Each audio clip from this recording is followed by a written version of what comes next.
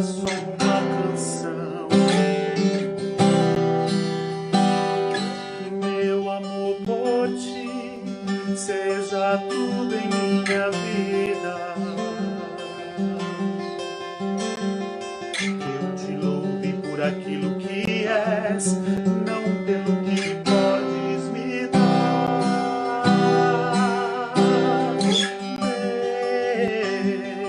Deus, esta é minha oração. Deus, que não seja só uma canção. Que meu amor por ti seja tudo em minha vida. Que eu te louve por aquilo que és, não pelo que podes me dar. E carregue minha cruz e te siga, e entenda que essa é a única saída. Me carregue minha cruz e te siga, e entenda que essa é a única saída. Me renda de coração, que eu me cale pra ouvir falar sua doce voz.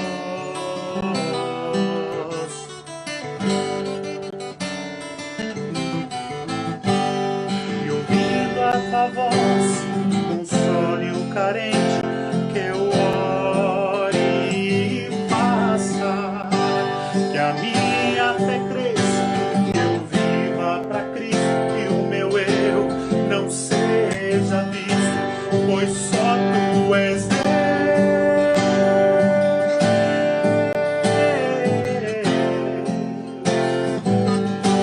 Pois só tu és Deus.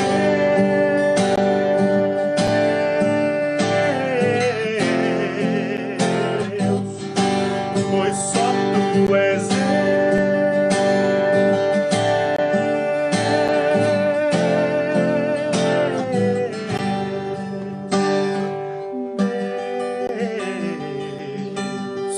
Esta é minha oração.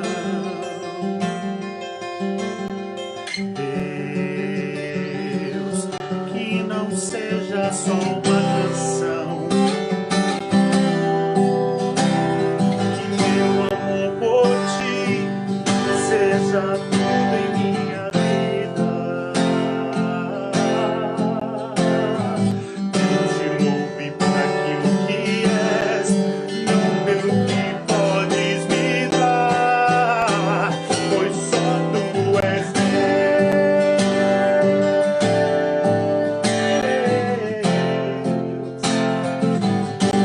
Pois só tu és Deus.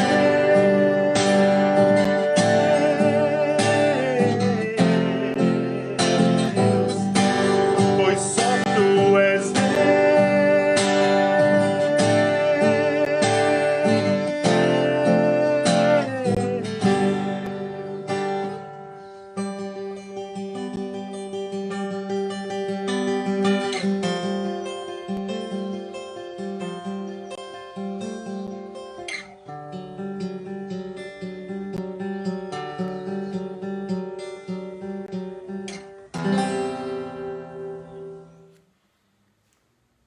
Olá, irmãos, graça e paz. Esse momento é um momento de meditarmos na palavra do Senhor.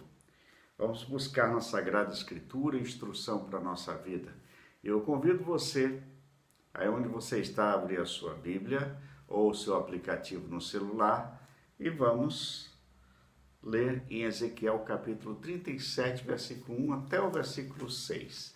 É um texto bem conhecido da palavra de Deus e nós vamos ler essa riqueza de detalhes desses 6 versículos da palavra do Senhor. Veio sobre mim a mão do Senhor, e ele me levou pelo Espírito do Senhor e me deixou no meio de um vale que estava cheio de ossos, e me fez andar ao redor deles. E eram muito numerosos na superfície do vale e estavam sequíssimos. Então me perguntou: Filho do homem, acaso poderão reviver estes ossos? Respondi: Senhor Deus, tu sabes. Disse-me ele: Profetiza estes ossos e dize-lhes: ossos secos, ouvi a palavra do Senhor. Assim diz o Senhor Deus a estes ossos: Eis que farei entrar o Espírito em vós e vivereis. Porei tendões sobre vós, farei crescer carne sobre vós estenderei pele, e porei em vós o Espírito e vivereis, e sabereis que eu sou o Senhor. Que o Senhor nos abençoe neste momento em que lemos e vamos meditar na sua palavra. Eu quero convidar você a orar comigo nesta hora, onde você está. Pai, em nome de Jesus, eu creio que o teu Espírito Santo tem um recado do Senhor ao nosso coração. E somente através da tua palavra seremos edificados, somente através da ação poderosa do teu Espírito é que seremos transformados e até na nossa visão. Em nome de Jesus, entregamos esse tempo nas tuas mãos. Amém. O tema da palavra de hoje é bem interessante e nós tomamos o cuidado de criar um tema que pudéssemos compartilhar com os irmãos, e esse tema tem a ver com o que vivemos neste momento. É um momento que já passamos alguns meses em isolamento social, em pandemia, e agora a vida em alguns lugares está começando a voltar ao normal. Alguns lugares esse normal não deu certo, e aí houve um recuo, um passo atrás. Nós não sabemos o que vai acontecer lá na frente. A verdade é que só Deus o sabe, como o próprio Ezequiel respondeu para o Senhor. O Senhor o sabe. E nesta hora, então, vamos meditar sobre o tema refazendo a vida. E buscando nessa mensagem de Ezequiel, nesta palavra de Ezequiel, nesta visão de Ezequiel, algo novo para a nossa vida. E nesse momento, eu me lembro que Ezequiel é aquele profeta que surge ali no meio, já do exílio da Babilônia, é um profeta de família sacerdotal, de repente ele é chamado ali no rio Quebar, e é na Babilônia, já estão vivendo o tempo da Babilônia. E nesse tempo que estão vivendo o exílio da Babilônia, o povo está ali cativo e havia os grandes questionamentos. Eles buscam profetas que falam nos anjos: olha, Deus vai acabar com a Babilônia e vai levar vocês de volta e a Babilônia vai servir ao povo. Bom, eram as profecias mais absurdas possíveis. Mas eles já haviam tratado muito mal o profeta Jeremias e não davam atenção às mensagens do profeta Jeremias. Mas agora Deus levanta no meio deles um outro profeta, que é Ezequiel, e o seu nome significa Deus fortalecerá. Então ele era profeta e sacerdote, ele era uma família de sacerdotes que de repente ali já na Babilônia é chamado por Deus e é comissionado para profetizar. Ezequiel ele tem uma série de visões que ele tem que apresentar, é mais ou menos o ano 585 a 590, o tempo da Babilônia. 5 anos já havia de exílio. E ainda o povo estava naquela expectativa de que isso ia passar rapidamente. Mas aí Ezequiel vem trazendo algumas visões, e a primeira visão que ele tem é condenar Jerusalém. Jerusalém foi condenada porque se afastou de Deus. Na segunda visão, ele condena a fidelidade do povo, porque ele abandona o templo do Senhor, e abandonando o templo do Senhor, eles estão abandonando o próprio Deus, pois ali Deus habitava naquele templo. Em terceira visão, ele vê a condenação dos líderes, aqueles que levaram as pessoas à idolatria, levaram as pessoas a se distanciarem de Deus e acabaram fornecendo ilusões para o povo. Então há uma condenação. E aí, depois o próprio povo que segue, embora soubesse da verdade, esse povo é condenado, e, embora fosse o povo escolhido de Deus, mas ele é condenado por Deus. E na visão de Ezequiel, a essa condenação. Agora, a última visão do profeta, aí já a visão dos últimos capítulos, depois de falar da ira de Deus, ele vai falar da restauração do coração, ele vai falar da restauração do povo. E aí, nesta visão que Ezequiel tem do Vale de Ossos Secos, ele tem a visão do extraordinário, do espetacular, do sobrenatural. E eu disse, mas ele é chamado também por Deus, pelo Espírito de Deus, para fazer uma visita nada convencional. Eu até diria uma visita, até certo ponto, funesta. Uma visita fúnebre, porque ele vai provavelmente num campo onde havia ali os restos de uma batalha, os restos dos corpos, onde as pessoas tinham morrido ali e ali os ossos permaneceram, mas eles estavam muito secos pelo tempo que havia passado. É claro que esta é uma visão que Ezequiel está tendo, que o Espírito Santo leva para esta visão, leva pela mão para esta visão. Então, nesta visão, há uma visão de restauração do povo.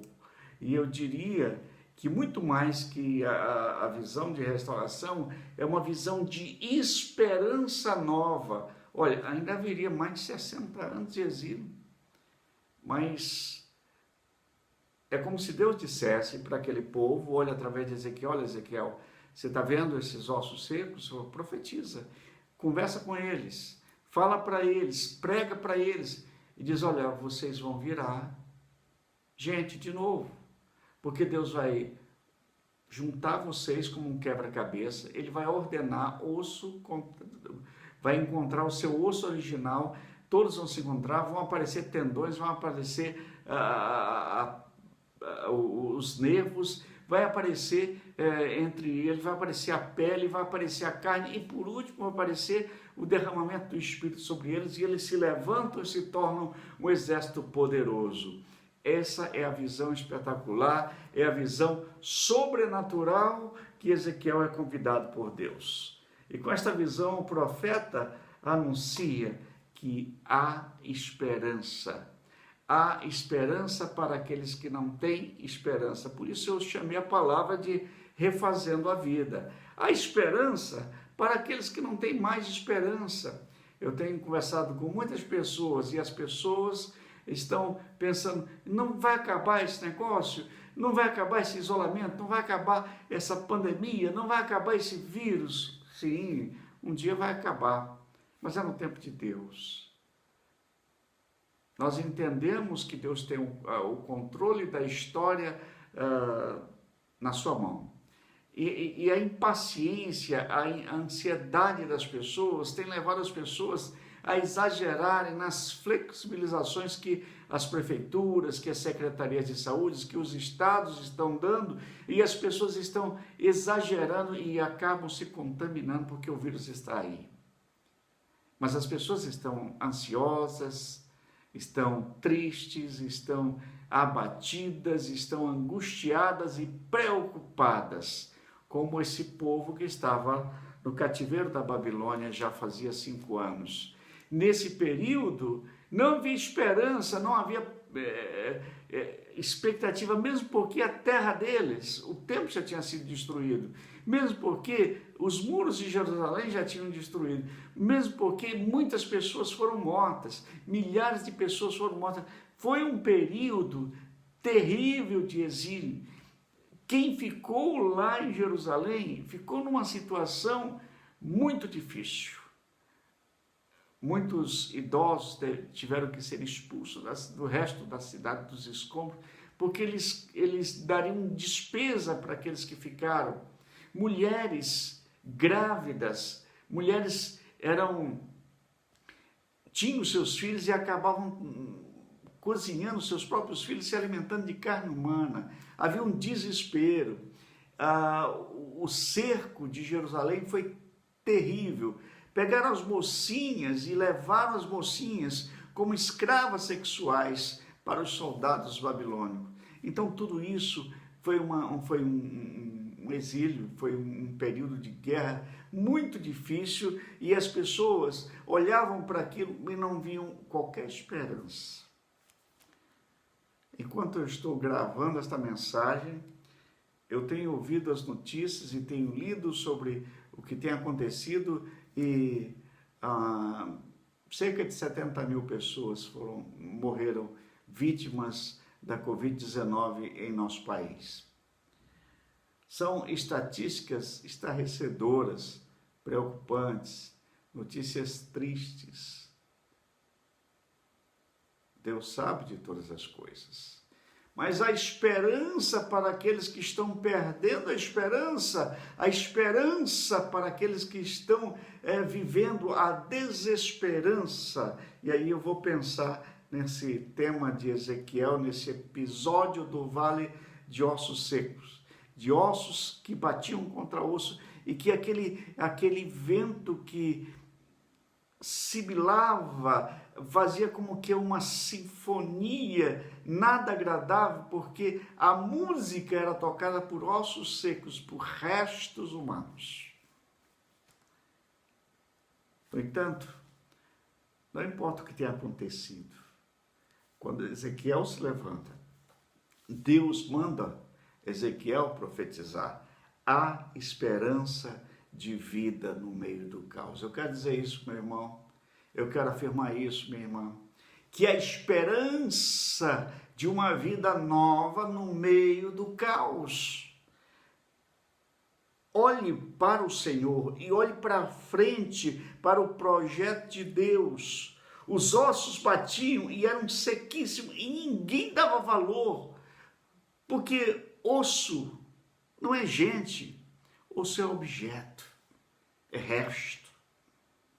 Não havia esperança para o povo que na idolatria perdeu a comunhão com Deus. Não havia esperança que se envolveu para um povo que se envolveu com outros deuses e virou as costas para o Deus verdadeiro, para o Deus dos seus pais. Mas onde há caos, Deus pode derramar a sua graça. Aleluia! Eu convido você a olhar para o vale de ossos secos, que talvez tenha virado a sua vida, na ótica da graça de Deus. A Bíblia conta a história, lá em Lucas capítulo 16, a história de um homem rico. Tinha tudo, se vestia bem, as grifes da época, mas estava distante de Deus e na sua frente havia um mendigo chamado Lázaro. E aquele homem não tinha nada, mas tinha Deus. O homem que tinha tudo, mas não tinha o essencial. E aí aconteceu de ambos morrerem.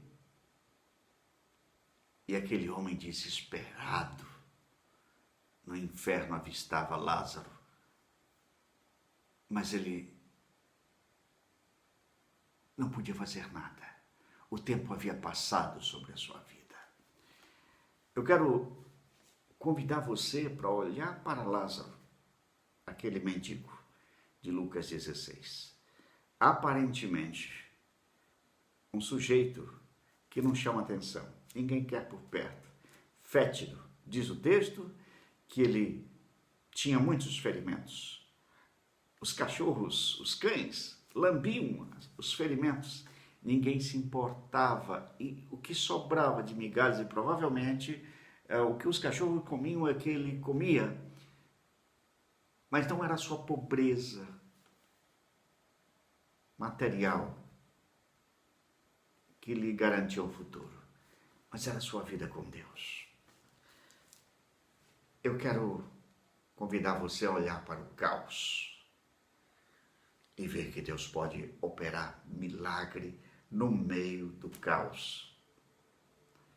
Eu gosto muito lá do texto de Efésios, capítulo 2, versículo 1, que diz assim: e ele vos deu vida, estando vós mortos nos vossos delitos e pecados.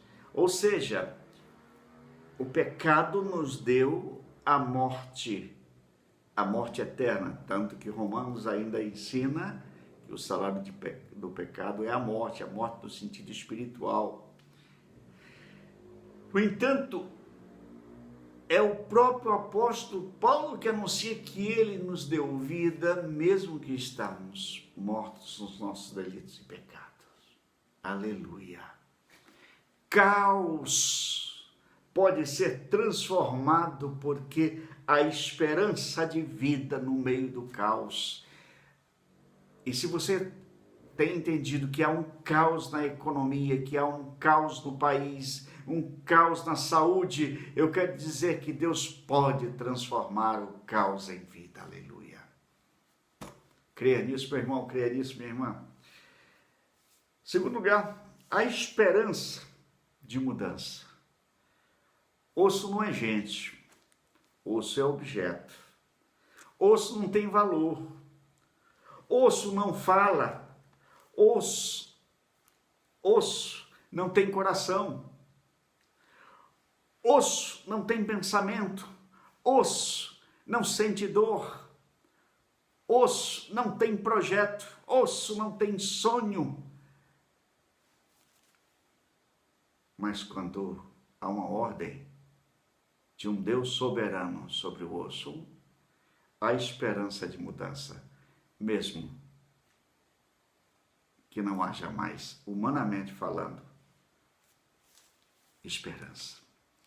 Eu sempre penso que há pessoas que vivem como ossos secos, no sentido espiritual. Pessoas que se deixam levar pela moda, que se deixam levar pela onda do momento e deixam Deus do lado. Sabe, uma das coisas que eu aprendi nesse período de pandemia, e eu tenho uma certa experiência como pastor já de muitos anos, é que as pessoas, quando sentem um certo medo, elas se aproximam de Deus. Depois que as coisas se acalmam, elas simplesmente voltam à vida normal.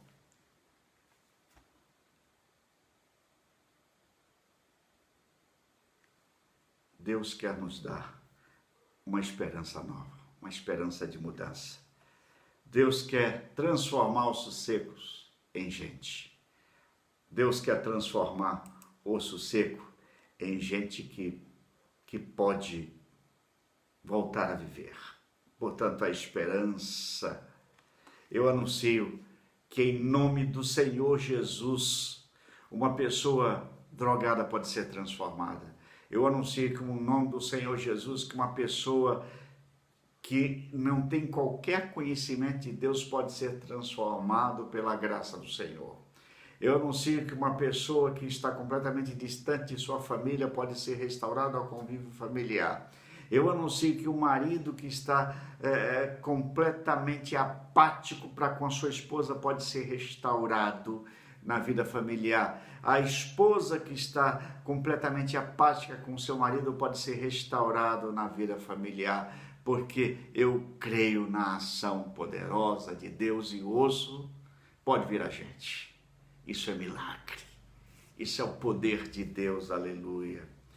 Deus transforma o nosso nada em o seu tudo. É a terceira verdade que eu encontro nessa reflexão de Ezequiel. Ele transforma o nada nosso em o seu tudo. Deus é capaz disso. Lá em 1 Coríntios 1, 27, diz, ele escolhe coisas loucas do mundo para confundir as sábias. E Deus escolheu as coisas fracas do mundo para confundir as fortes. Do ponto de vista de Deus, não existe lógica, porque Deus pode fazer qualquer coisa. Aleluia.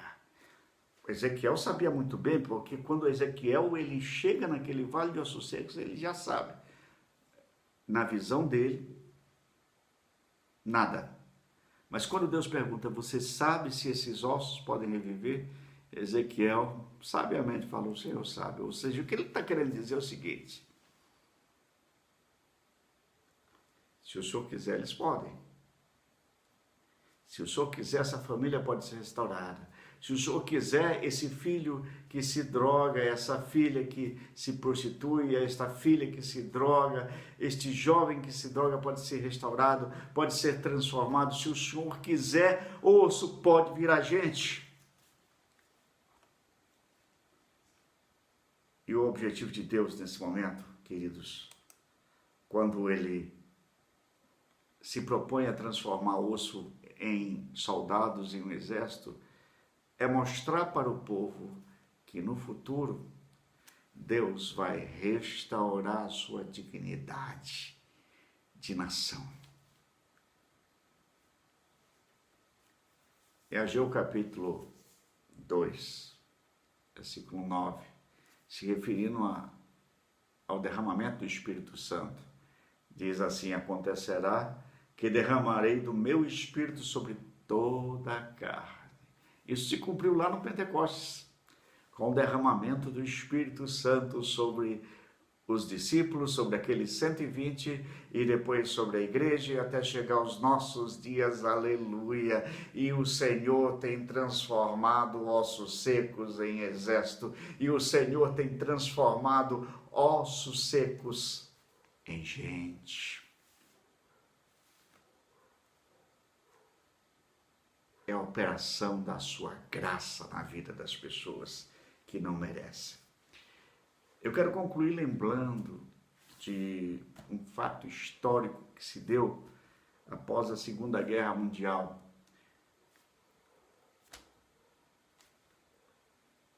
Duas cidades japonesas foram destruídas pela bomba atômica, Hiroshima e Nagasaki. A guerra acabou e ali havia o caos, muita gente morreu, muitas pessoas com sequelas daquelas bombas atômicas. Mas os japoneses, dado a sua disciplina oriental, eles fizeram um grande investimento após a Segunda Guerra Mundial. Eles investiram em educação. E vamos estudar.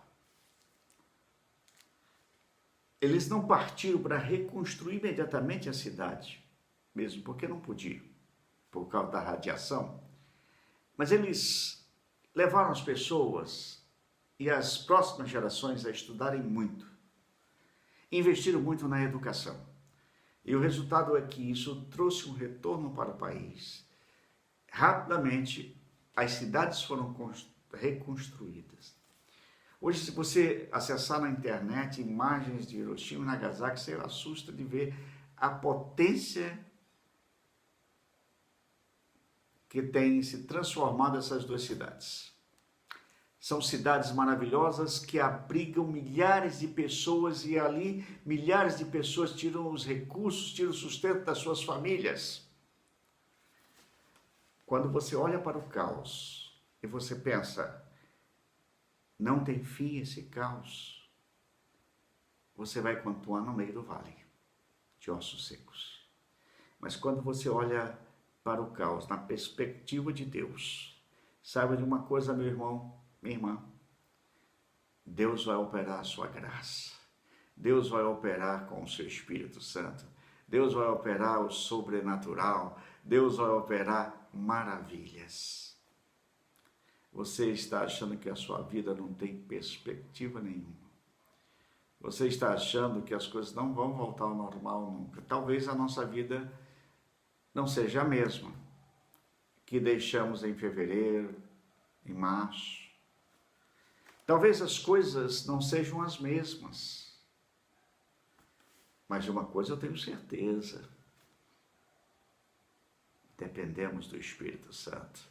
E o Espírito Santo certamente nos conduzirá nessa aventura de reconstrução e de restauração e de refazer a vida. Que Deus lhe renove em esperança. Que Deus abençoe a você, meu irmão. Que Deus abençoe você, minha irmã, e que essa mensagem aquiete o seu coração neste momento. Amém?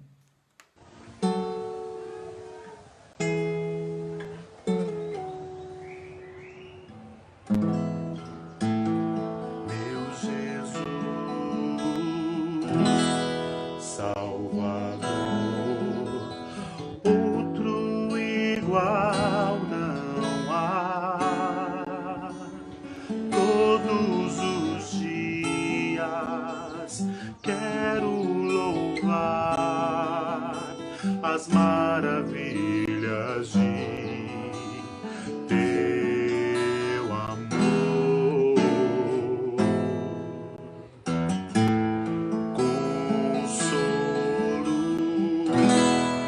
abrigo, força e refúgio é o Senhor. Com todo o meu ser, com tudo que sou, sempre te adorarei.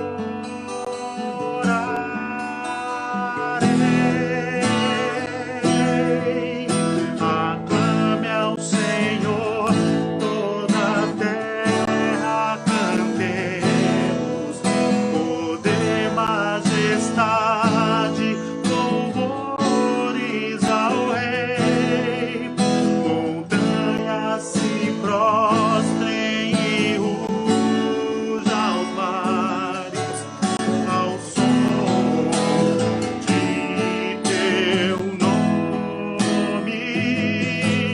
Alegre te louvo por teus grandes feitos.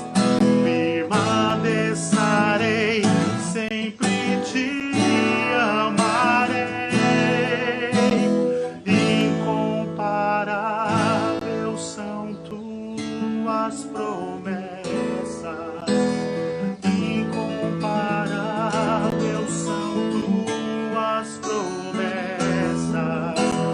Incomparável são tuas promessas pra mim.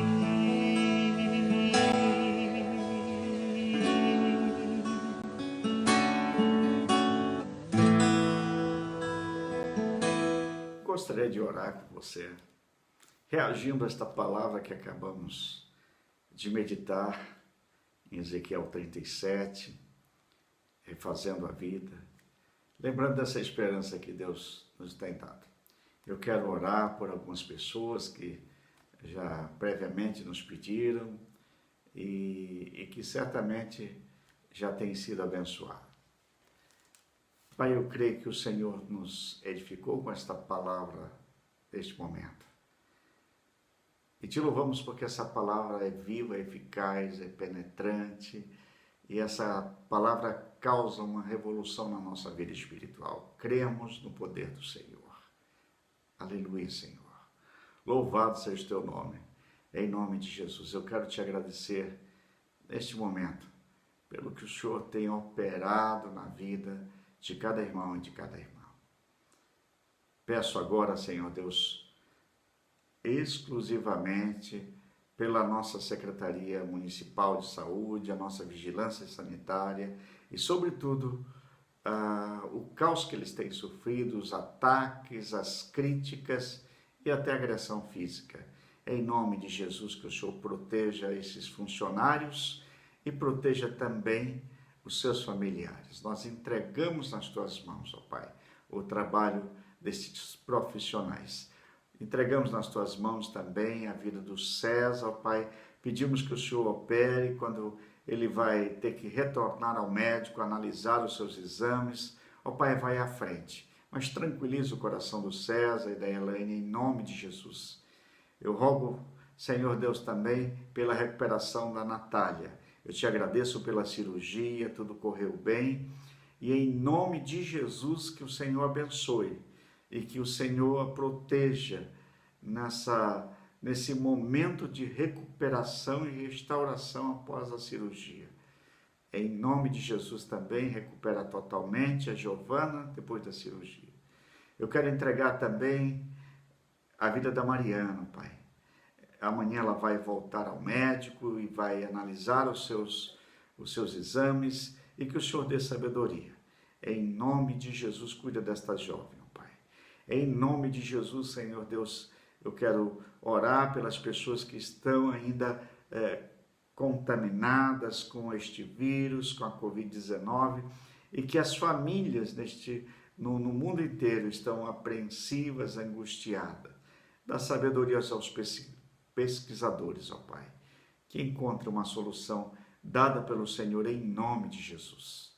Nós entregamos cada família nas Tuas mãos. Nós entregamos cada pessoa nas Tuas mãos.